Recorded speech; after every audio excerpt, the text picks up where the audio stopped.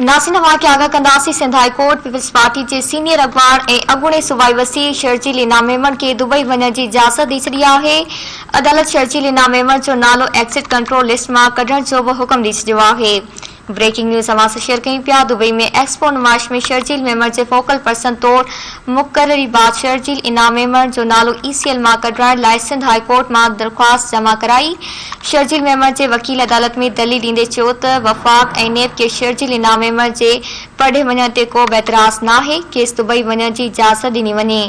अदालत शर्जील इनाम मेमण के 10 लाख रुपया ज़मानत जमा कराइण जो हुक्म ॾींदे केस पढ़े वञण जी इजाज़त दी छॾी आहे।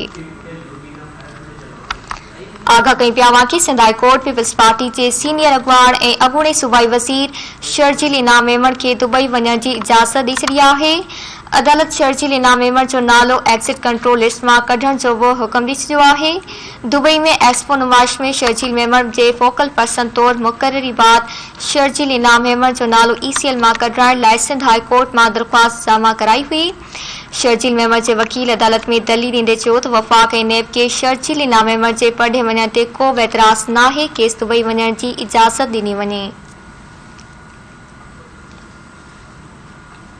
खबर अवां सां शेयर कयूं पिया। Sindh High Court Peoples Party के सीनियर अगवान ऐं अगूणे सूबाई वज़ीर शर्जील इनाम मेमण के दुबई वञण जी इजाज़त दी छॾी आहे।